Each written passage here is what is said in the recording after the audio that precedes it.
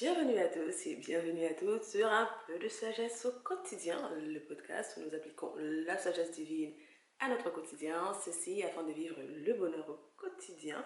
Je suis Gaëlle et ici je te partage des outils pour vivre le bonheur au quotidien. Voilà, chaque épisode, on a un outil qu'on sort de notre boîte afin de l'appliquer à notre vie et d'en tirer les résultats. Ce sont des outils que j'ai expérimentés, que j'ai découverts, que j'ai cherchés et donc du coup je partage ce que j'ai découvert.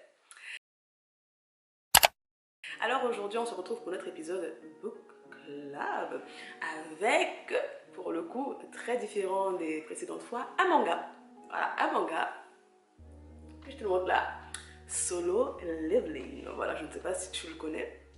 C'est un webtoon pour le coup, venu tout droit de la Corée du Sud, avec, comme tout shonen, tellement de leçons. Alors, pour ceux qui me connaissent personnellement, ils savent que je suis une grande fan des dessins animés, des mangas, j'ai grandi dedans. Pour ceux qui viennent des années 90, là, on a grandi avec le Club Dorothée, en tout cas moi j'ai grandi avec le Club Dorothée, j'ai grandi avec la chaîne Manga, les Samouraïs de l'Éternel, Princesse Sarah, tout ce genre de choses, Sangoku, voilà, One Piece, une grande fan. Voilà. Je demeure une fan des dessins animés de manga. Alors, je les regarde et je les lis parce que j'aime beaucoup lire. Book Club. Et aujourd'hui, je voudrais te partager quelques leçons, voilà, un top 5, parce qu'il y en a toujours beaucoup plus, on peut tirer tellement de leçons de tout livre, comme je le dis. Et aujourd'hui, on vient avec Solo Leveling, qui est basé un peu, un manga basé un peu sur le principe du gaming. Alors, comment est-ce qu'on peut appliquer le principe du gaming, voilà, ce qu'on voit dans les jeux vidéo, pour ceux qui jouent, je joue souvent aussi, pour améliorer notre quotidien. Il y a de bonnes leçons très intéressantes comme dans toute quête avec un héros. Alors, commençons. On va commencer par le résumé de l'histoire que je vais te lire. Alors, 10 ans auparavant, des portails ont commencé à apparaître un peu partout dans le monde. Ces portails ont la particularité de connecter le monde à d'autres dimensions, donjons ou mondes parallèles. En même temps, certaines personnes ont développé des capacités afin de pouvoir chasser ces portails. On appelle ceux qui reçoivent un éveil des chasseurs. Sun Ji-woo est considéré comme le plus faible des chasseurs de rang I, rang E, autrement dit le plus faible parmi les faibles. Il est tellement faible qu'il est surnommé par ses confrères le faible. Avec une équipe de chasseurs, ils se rendent dans un donjon de rang D.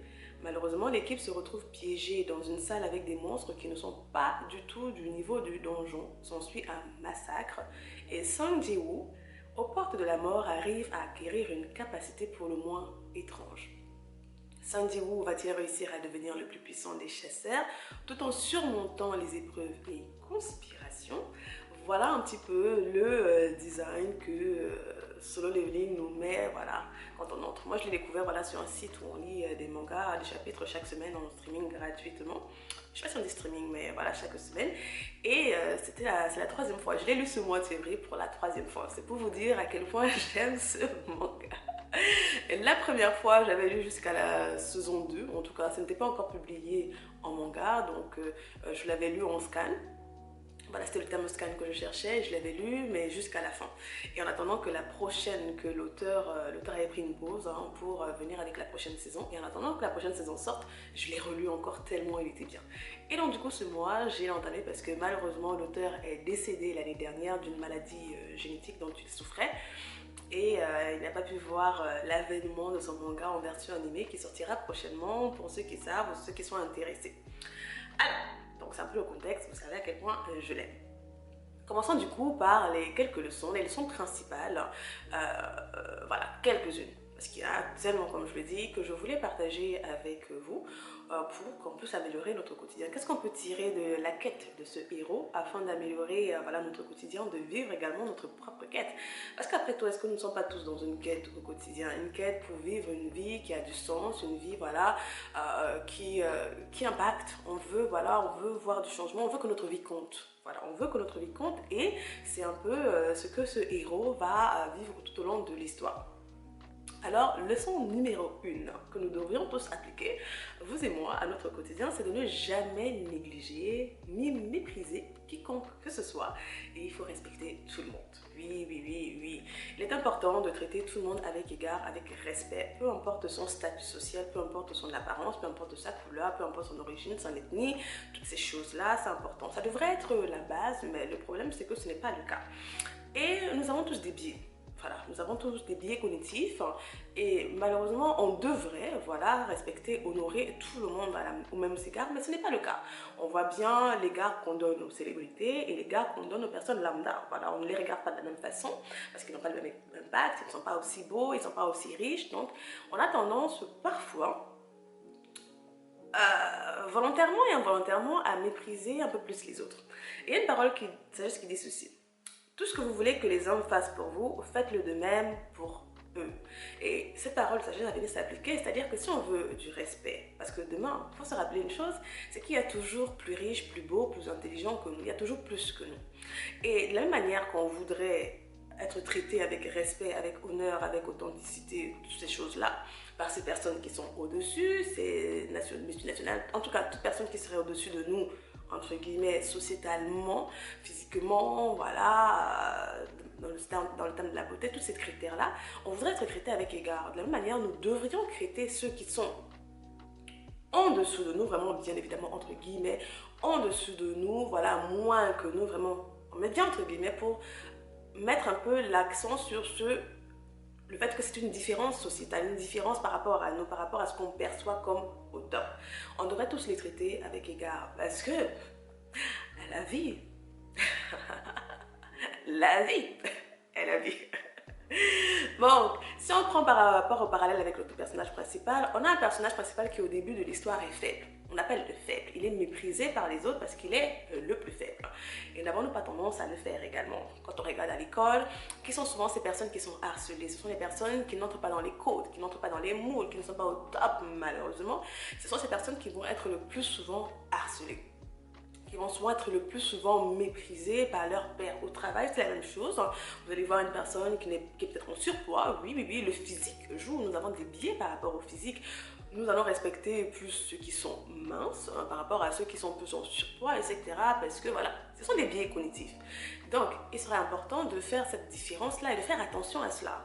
Et de commencer à regarder dans notre quotidien, nos voisins, nos amis. Est-ce qu'il y a des personnes que vous, voilà, vous respectez un peu plus parce que vous voyez, ils ont la voiture, ils ont, voilà, votre collègue a la femme qui va avec, il a la voiture, il a le compte en banque, il a les sorties, c'est lui qui paye tout, etc. Il est important de faire attention. C'est sûr que instinctivement, on va respecter plus plus ou moins certaines personnes, de la manière qu'on va respecter la personne qui a plus d'autorité, c'est normal, mais il ne faudrait pas mépriser. Ça, c'est autre chose, c'est vraiment autre chose, de ne pas mépriser, de ne pas ignorer, de ne pas écraser ceux qui sont en dessous. Donc, comme je disais, ici, on a ce personnage-là qui, au début de l'histoire, est faible, voilà, méprisé, et qui va subir un événement, voilà, qui va radicalement changer sa vie.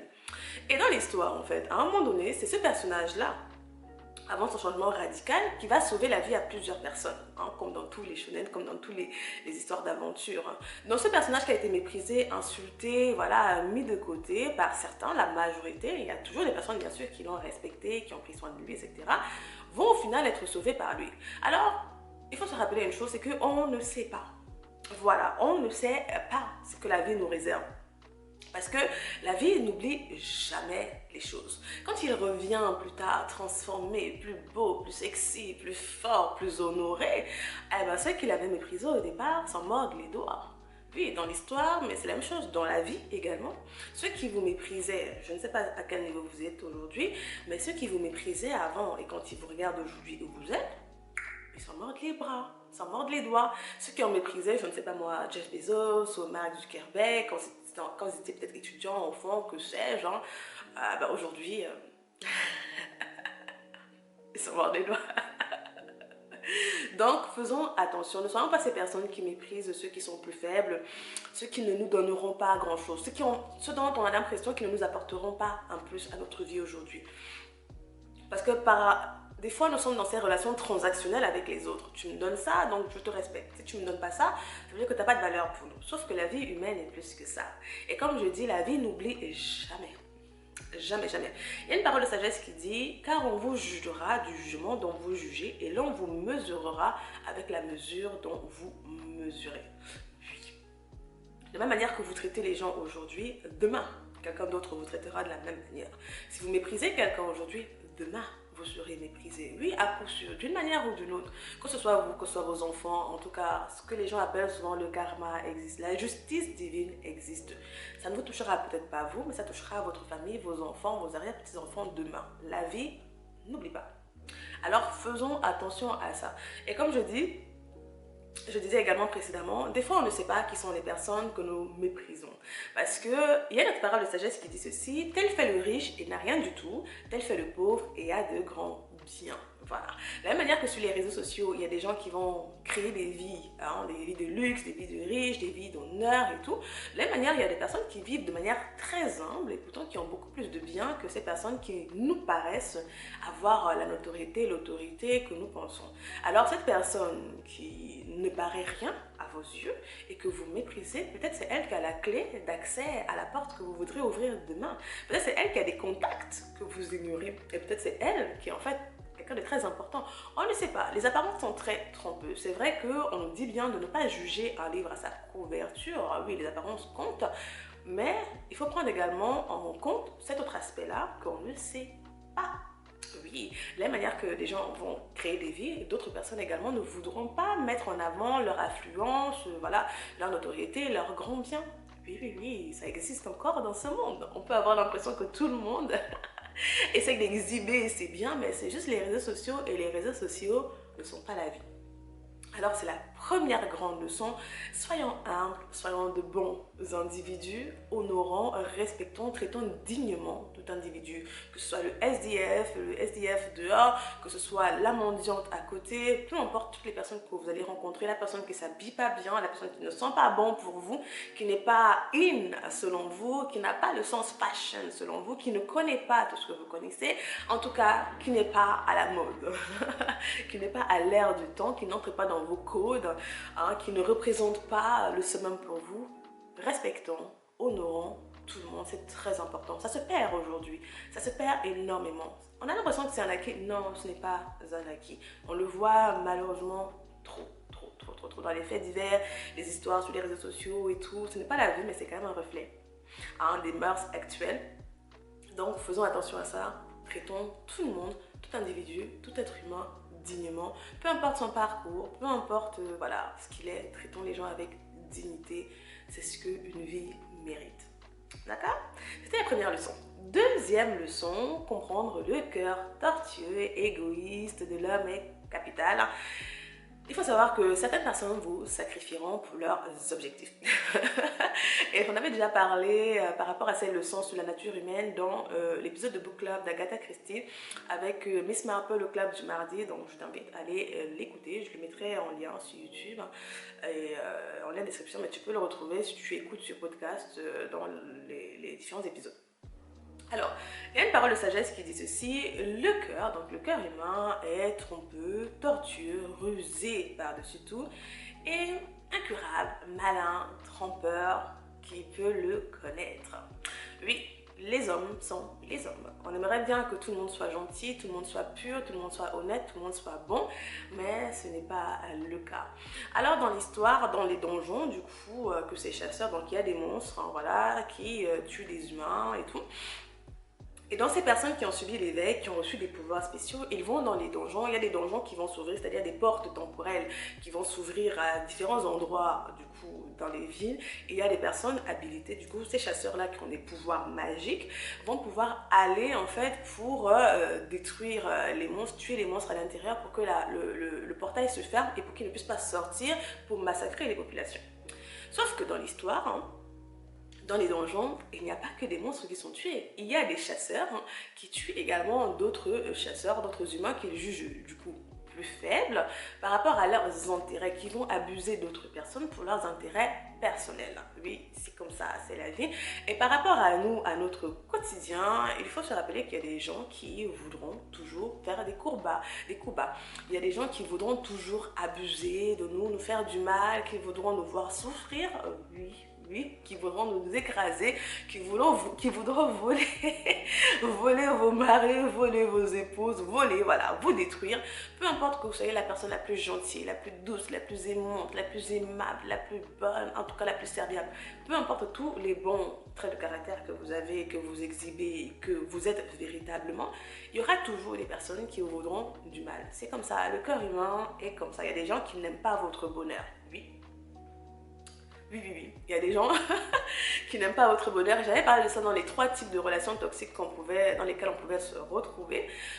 Il y a des gens qui, vous pourrez faire tout ce que vous voudrez, ils ne seront pas contents. Ils voudront juste vous voir misérable, malheureux. Dans votre bonheur les gênera. Et sur le chemin de leur ascension à eux, ils ne voudront pas voir des gens au sommet avec eux. Il y a des gens qui veulent être les seuls au top et ils feront tout pour cela, quitte à vous écraser, à vous humilier, à créer de fausses histoires, vous connaissez. En tout cas, ce trait de caractère humain a été très mis en avant dans les différentes télé-réalités qu'on voit habituellement, notamment 4 lunes de miel pour un mariage, pour ceux qui connaissent, c'est une télé-réalité française, ou même dans les télé-réalités tout simplement américaines avec plusieurs personnages où il y a des coups bas, voilà, on met en avant les coups bas, hein. Le drame, c'est vraiment ce caractère très humain qui est mis en exergue, où les gens vont mal noter, vont chercher la petite bête absolument afin de gagner. C'est la même chose dans la vie du quotidien. Je pense que on a peut-être pu le voir dans les collègues, les ex-amis, voilà, les personnes qu'on pensait être nos amis et tout. Donc pour cela, la solution, c'est vraiment important d'avoir du discernement. Oui, là, avoir du discernement par rapport à nos relations, par rapport aux individus, être très observateur par rapport à ce que les gens font, les actes qu'ils posent et ce qu'ils disent. Oui, une personne qui critique souvent les autres, à coup sûr, elle vous critique également. Donc, voilà, c'est ce genre de conclusion. Non seulement il faudra avoir du discernement, mais également développer une confiance en son intuition. Oui, son intuition, ce sentiment intérieur là. Parce que parfois Dieu va nous parler également par l'intuition. Il va nous avertir sur certains événements. On n'est pas à l'aise, on n'a pas la paix. Je le sens pas. Voilà. Je ne sais pas quoi dire, mais je le sens pas. Et effectivement, ce sont des signes alertants. Des signes d'alerte qu'il faudra prendre en considération pour notre quotidien si on veut vivre des vies un peu plus épanouies et faire attention à ces individus-là. Bien évidemment, pour ceux qui sont chrétiens, il va falloir demander la sagesse auprès de Dieu. Il faut prier, il faut demander à Dieu de nous montrer le cœur des gens. Oui, dans la prière, il faut demander et assurément, il nous montre des personnes auxquelles on n'aurait jamais pu s'attendre et pourtant qui n'avaient pas du tout un bon fond parce que voilà, nous avions confiance, nous pensions être sur la même longueur d'onde et pourtant, ce n'est pas le cas. Donc pour ceux qui sont chrétiens, priez pour demander au Seigneur, demander à Dieu de révéler le cœur des gens, de nous révéler les intentions des gens. Même si on n'est pas chrétien, priez également. Voilà, Dieu répond. Il est bon, il répond à tout le monde. Leçon numéro 3. Avancer du coup dans la vie en mettant en place un peu un système de gaming, un système de jeu pour rendre un peu le quotidien plus fun, voilà, plus accomplissant, plus excitant, voilà. Alors, le principe de solo leveling, c'est que notre joueur, c'est-à-dire que notre personnage principal, il va acquérir une certaine capacité. Et donc, du coup, on se retrouve un peu comme dans un mode de gaming et il faut, voilà, passer des niveaux. C'est pour ceux qui ont joué des jeux vidéo, peu importe que ce soit Mario Kart ou, je sais pas moi, Call of Duty, Genshin Impact, en tout cas, tous les jeux vidéo qu'on connaît, même les Sims. Bon, je crois que les Sims sont les seuls qui n'entrent pas vraiment dans ce type de catégorie. En tout cas, dans la majeure partie des jeux vidéo, ce qu'on comprend des jeux vidéo, c'est qu'on a les quêtes. Voilà, les jeux vidéo avec quêtes. On a des quêtes, on accomplit la quête, on a des récompenses et puis on passe au niveau supérieur. Plus on passe au niveau supérieur, plus la difficulté est importante et plus il va falloir trouver de nouvelles solutions. Alors, comment est-ce qu'on peut l'appliquer à notre quotidien? Comment est-ce que voir la vie, en tout cas changer un peu de perspective et se mettre en mode gamer, en mode joueur. Je suis le joueur principal dans ce monde, hein, qui est ma vie, et le transformer en mode jeu, c'est par exemple de se faire des objectifs et de se donner des récompenses. Oui, on a tendance à pousser, comment dire ça, à se dire que je serai heureux quand j'aurai telle chose. Et souvent la telle chose met tellement de temps à arriver et du coup on est malheureux tout au long de l'aventure. Sauf que dans le jeu vidéo, ce n'est pas juste la récompense qui est excitante, c'est le jeu en lui-même. C'est vraiment le parcours du héros, voilà, c'est le parcours, c'est l'aventure, les paysages qu'on va découvrir, les personnes qu'on va rencontrer, les combats qu'on va mener. Tout ça est excitant, d'autant plus que la récompense. Alors pour notre quotidien, comment est-ce que du coup on peut avoir cette mentalité-là qui est importante, qui est intéressante. Je ne dirais pas qu'elle est obligatoire, absolument pas du tout, il n'y a rien qui est obligatoire, mais avoir ce type de perspective-là est très intéressant. Prenons notamment le cas quand on veut étudier, quand on veut apprendre, quand on veut travailler à ses objectifs. Donc on a des gros objectifs, on les découpe en petits objectifs, hein, c'est ça la quête, hein. Dans le gaming également c'est un peu ça, on a la grosse quête finale et qui est découpée en plusieurs niveaux. Alors, quand on veut travailler par exemple, c'est quelque chose que j'utilisais énormément quand j'étais étudiante et qui reste même là, même quand on travaille, on a son side hustle, en tout cas quand on veut travailler au quotidien. Utiliser par exemple la technique Pomodoro. Voilà, c'est une technique qui peut s'adapter un peu sur le principe du gaming. Je travaille pendant une certaine période de temps et je m'offre une récompense. Et il y a des gens qui ont amélioré un peu, en tout cas qui ont mixé la chose en faisant ce qu'on appelle un anime d'euro. C'est ce que moi je faisais déjà quand j'étais à la fac sans même le savoir, au lycée et à la fac sans même savoir que ce terme-là existait. C'est sur YouTube, il y a pas mal de vidéos sur YouTube à ce propos-là. Si vous avez du mal souvent à travailler, à vous motiver, ce que vous pouvez faire, c'est vous donner un laps de temps de travail, voilà, 45 minutes, 50 minutes, 1 heure. Et à la fin des 1 heure de travail, qu'est-ce qu'on se donne comme récompense?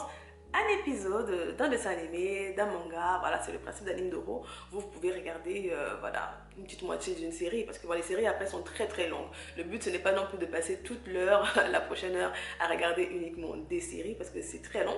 Mais l'avantage avec un dessin animé, avec un manga, voilà, un animé, c'est que les épisodes sont environ en général de 24 minutes, 20 minutes, voilà, une vingtaine de minutes, donc c'est très rapide. Donc, vous travaillez un laps de temps et vous avez votre récompense après. Donc c'est très motivant, c'est très excitant.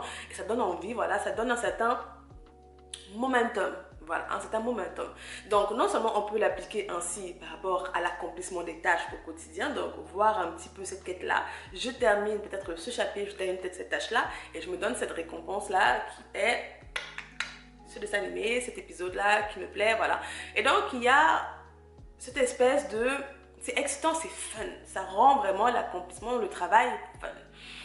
Différemment, on peut également, c'est également la même technique qui a été appliquée par rapport à ceux qui étaient dans le fitness avec le cheat meal. Malheureusement, c'est un peu parti un peu trop loin. Le fait de travailler, de manger sainement toute la semaine et d'arriver au week-end, d'avoir un repas un peu off. Voilà, c'est un peu le même style, hein, au final. Après, maintenant, il y en a qui sont partis dans de trop gros excès et voilà, il y avait trop de frustration. Mais le principe reste le même, il reste très intéressant. Maintenant, au-delà de ces différents aspects-là, donc c'est avoir une tâche et se donner une récompense directement derrière. Une récompense qui est pas mal, qui est bien, pas trop grosse, mais assez intéressante pour persévérer. Ça ne doit pas nous happer dans la distraction au final, mais ça permet de garder justement voilà, cette quête-là. Alors, on accomplit la quête. Mais il faudra faire attention, bien évidemment, avec ce type de mindset-là, c'est justement de ne pas repousser, comme je disais, la joie uniquement à la quête, à l'accomplissement, au cadeau qu'on va se donner. On se donne des cadeaux, on se donne des objectifs et on se dit, voilà, une fois que j'ai atteint tel objectif, j'aimerais avoir tel cadeau. C'est ce que je m'offrirais. Donc, je pense que pour toute chose, voilà, pour le quotidien, ça peut être pas mal. Le fait de se dire que, voilà, je travaille peut-être, voilà, bien toute la journée, je suis focalisée. Et en fin de journée, ma récompense, ce serait peut-être ça, voilà, j'accomplirais tel objectif et ma récompense, ce serait peut-être ça. Voilà, se donner des récompenses à court, moyen et long terme. Ne pas juste garder le long terme comme récompense, mais avoir des récompenses au fur et à mesure. Parce qu'au final, c'est un peu ça dans les jeux vidéo. Dans les jeux vidéo, il y a des récompenses tout au long. Il y a des petites récompenses, comme pour Mario. Certes, il y a la fin de la course, mais tout au long de la course, il y a des billes, il y a des coins là. Il y a l'argent, il y a les pièces d'or qu'on récolte et tout. Donc, c'est fun et tout. Donc, avoir des petites récompenses comme ça tout au long de l'aventure rend le game fun. Donc, voilà une technique pour rendre son quotidien un peu plus intéressant. C'est quelque chose qu'en tout cas, moi j'applique bien. En tout cas, c'est un principe que j'aime beaucoup et qui est assez intéressant pour moi. En tout cas, qui m'aide bien au quotidien, que j'aime beaucoup. Donc, pourquoi ne pas essayer si vous ne connaissez pas le principe? Voilà, si tu n'avais jamais testé, essaye.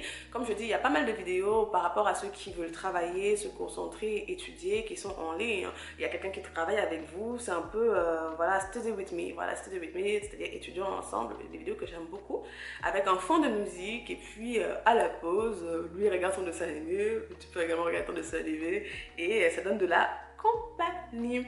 Et bien évidemment, comme dans le jeu vidéo, plus on accomplit les tâches et on passe au niveau supérieur, plus le héros devient également beaucoup plus fort. De la même manière, nous aussi, plus on accomplit nos objectifs, plus on gagne en confiance et plus on devient également plus fort mentalement, en assurance, en joie. Donc il y a également cette croissance-là qui va se mettre en place lors de l'accomplissement des différentes quêtes qu'on va se créer. Donc, c'est une manière intéressante de voir la vie, de se donner des quêtes. Hein. Les quêtes, ce sont ces objectifs-là au fur et à mesure. Leçon numéro 4, c'est les gens meurent parce qu'il n'y a pas d'évolution. Oui. Dans un jeu vidéo, plus on avance, comme je disais, plus on gagne en compétences, plus le niveau est difficile, plus c'est challengeant, plus nous sommes étirés, plus il faut de la technique, soit que le héros gagne en puissance, en force, en intelligence. C'est également ce qui se passe dans le webtoon, hein, dans le manga.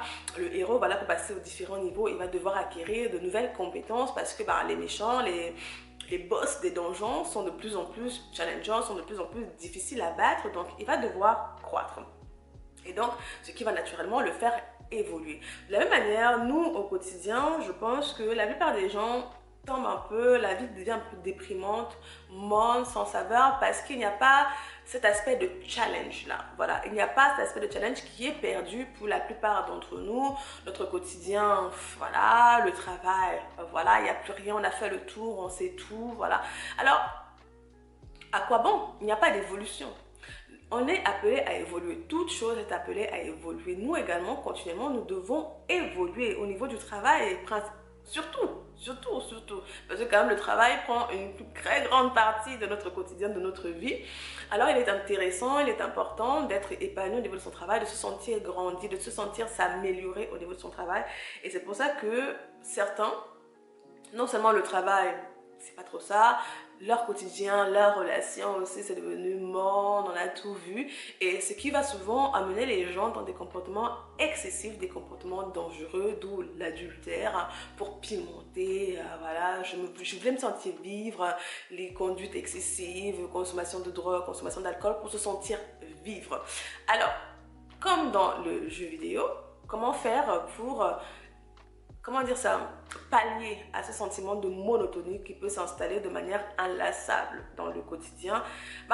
Dans le cadre du travail, soit on change de travail, oui, on peut changer de travail, hein, voilà, c'est effrayant. C'est effrayant, oui, c'est la récession en ce moment, d'après toutes les données économiques qui nous sont données, d'après ce que les experts disent, mais on peut changer de travail. Si vraiment vous arrivez au bout, changez de travail, démissionnez, trouvez une autre boîte, voilà. Postulez ailleurs, vous avez le choix, on a toujours le choix. Soit on change de travail, soit on peut, si on entre dans le monde de l'emploi, avoir un emploi qui a des possibilités d'évolution, c'est le must, hein, c'est le plus merveilleux. Avoir un emploi où on se sent évoluer, on se sent grandir, où on peut avancer, où il y a des challenges, où c'est changeant continuellement. Voilà, je vois par exemple les métiers dans la mode par exemple sont très évoluants parce que les tendances changent, donc je pense qu'ils sont toujours challengés un peu les designers, toutes ces personnes-là qui travaillent dans la mode, ou dans le marketing, dans le digital, avec internet, voilà, ça change continuellement, donc ils ont toujours un peu, en tout cas c'est ce que je pense, peut-être que c'est pas le cas, mais d'après ce que nous on voit, c'est évoluant également. Maintenant, si vous n'avez pas un travail qui évolue, comme j'ai dit, soit on déménage, soit on se forme à côté. Oui, les formations. On néglige souvent le fait d'avoir des formations complémentaires. Ça peut nous challenger, ça peut venir encore à repartir sur les bancs de l'école avec des formations en ligne. Tout le monde n'a pas besoin de repartir à l'école comme auparavant. Les choses ont changé, mais on peut se former de manière digitale. Ça va également, nous étirer, hein, voilà, nous étirer, nous faire croître, nous challenger par rapport à ce qu'on connaissait, voilà, faire évoluer également même les capacités, les compétences qu'on a. Voilà, c'est quelques petits exemples au niveau du travail, avoir un side project, un projet à côté, voilà, un petit business à côté, se mettre à créer un business à côté qui rend aussi, voilà, le quotidien un peu plus palpitant, qui nous amène, voilà, au niveau de la créativité, à avancer, à évoluer. Donc, avoir ces petites choses-là. Ce sont des exemples. Ce n'est pas exhaustif, bien évidemment, je ne sais pas. Mais ce sont des exemples. Donc, si vous vous retrouvez dans cette situation-là, pourquoi ne pas creuser de ce côté-là? Pour les relations et la vie, c'est de toujours demeurer curieux, de toujours date hein, son conjoint, son compagnon et de toujours se draguer, se faire la cour, oui. Parce que c'est quand on prend pour acquis l'autre que, bah, bien évidemment, tout meurt, l'amour meurt, tout s'installe, voilà, on devient juste des colocataires. Sauf que ça n'a pas forcément besoin d'être comme ça. On peut continuellement se découvrir parce que, rappelez-vous, je le disais dans l'épisode sur une mémoire d'éléphant, on évolue. Et même dans l'épisode sur le fait de se connaître et de connaître les autres, connaître les tempéraments, les caractères des autres. On évolue continuellement. Les choses qu'on aimait hier ne sont plus forcément les mêmes choses qu'on aime aujourd'hui. C'est le cas pour nous, mais c'est également le cas pour les autres. Donc, au lieu de prendre pour acquis les autres et de se dire « je sais tout d'elle », continuons à demeurer curieux. Voilà, continuons à demeurer curieux par rapport à ces personnes qu'on aime, voilà, à faire de nouvelles activités, continuellement. Voilà, continuellement à essayer de nouvelles choses, même pour nous, hein, voilà, même pour nous, c'est pas juste par rapport aux autres, par rapport au travail, mais même pour nous, continuons, voilà, à nous ouvrir à autre chose, à voyager, à aller peut-être dans un autre coin, à découvrir notre ville autrement. Qu'est-ce qu'on peut dire d'autre? Il y a tellement de choses, c'est demeurer curieux. Dans les relations, dans le travail, dans la vie, demeurer curieux. Et c'est ça, en fait, qui va permettre d'éradiquer ce sentiment de monotonie, de manque d'évolution qui, inévitablement, nous fait mourir. Parce que quand on regarde souvent le taux de mortalité chez les personnes retraitées, ben, on se rend bien compte, en tout cas de mes observations, les gens meurent plus rapidement, tombent plus malades, plus vite à la retraite que quand ils travaillaient. Pourquoi? Parce qu'il n'y a plus d'activité là. On est arrivé à la fin, il n'y a plus de nouveautés. Ah, il n'y a plus de nouveautés, il n'y a plus rien, je suis arrivée à la fin, à quoi bon continuer? Et c'est comme ça qu'inévitablement, des maladies s'installent, dépression, et puis on se laisse mourir. Donc, ne soyons pas comme ça. Ouvrons-nous, d'accord? Cherchons d'autres choses, essayons d'autres choses, faisons d'autres activités. Et bien évidemment, croire en Dieu. Ah oui, croire en Dieu rend la vie excitante. Ça, c'est mon point de vue en tout cas. Ma relation avec Dieu est ce qui rend la vie vraiment palpitante. Parce que quand on regarde au quotidien, voilà. Mais avoir Dieu dans ma vie, personnellement, est ce qui rend ma vie très palpitante. On ne s'ennuie jamais. Voilà, très très très palpitante. Leçon numéro 5. Avoir une mission dans la vie, quelque chose au-dessus de nous. Oui, comme dans chaque quête hein, d'aventure, ici le héros il a également une mission, il a une quête qui le dépasse. Hein. C'est ce qui va le pousser à se dépasser, à travailler, voilà, à payer le prix, à souffrir, à traverser toutes les adversités qu'il va traverser, à pleurer, essuyer ses larmes et aller de l'avant. Il y a une quête au-dessus de lui. Alors pour nous aussi, trouvons une quête. Parce que souvent également, au-delà du manque d'évolution, comme je disais dans le point précédent, c'est le fait que, à quoi sert ma vie? Et beaucoup de personnes n'ont pas de sens, n'ont pas une quête, c'est-à-dire n'ont pas un objectif au-dessus d'eux par rapport à leur vie. Du coup, on a l'impression que notre vie, c'est juste métro, boulot, dodo, payer les factures, voilà, avoir des relations sexuelles de temps à autre. Mais bon, est-ce ça juste la vie hein? Boire, avoir un coup, bref, est-ce ça juste la vie? Et c'est ce qui rend souvent morose, déprimante la vie de certaines personnes. Mais quand on a une quête au-dessus de nous, un objectif qui est plus grand, ça ne va pas forcément dire faire vivre les êtres humains sur Mars comme Elon Musk. Mais on peut tous avoir une quête qui est beaucoup plus grande. Ça peut juste être, je sais pas moi, participer au développement de sa ville, des femmes, voilà, des choses un peu plus grandes, de sa communauté, de sa famille. Ici, le héros, au départ, c'est pas sauver le monde qui était sa quête, c'était juste prendre soin de sa maman et de sa sœur, parce que le papa n'était plus là, etc. Et donc, du coup, c'était ça le début de sa quête avant qu'au fur et à mesure, elle se transforme. De la même manière, avoir juste une quête qui va au-delà de juste nous, notre petite personne, va nous transformer, va nous amener justement à nous challenger, à chercher, à faire des recherches, à demeurer curieux, à essayer des choses, à échouer et puis à se relever parce que la quête, elle est beaucoup plus grande que nous. Donc, Ça peut être, c'est pas forcément transformer le monde, mais ça peut être transformer le monde par des fleurs.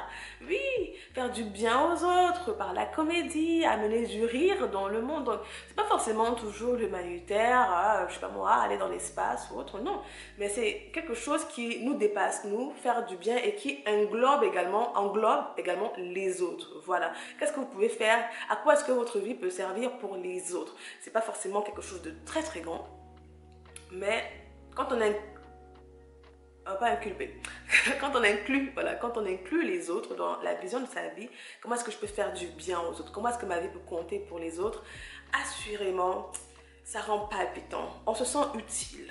On se sent important. Oui, on compte. On n'est pas juste là comme un individu lambda sur la Terre, un point, voilà, une donnée dans le monde des données actuelles, mais notre vie compte. Donc, ayant tous une quête qui va un peu au-delà de nous. Ça peut être, voilà, sur YouTube, il y a des gens qui font de belles vidéos, qui partagent de la bonne humeur, qui partagent de la joie. Il y a des gens qui font du tea time, voilà, qui sont dans des dramas, des ragots. Mais voilà, ça divertit également les gens.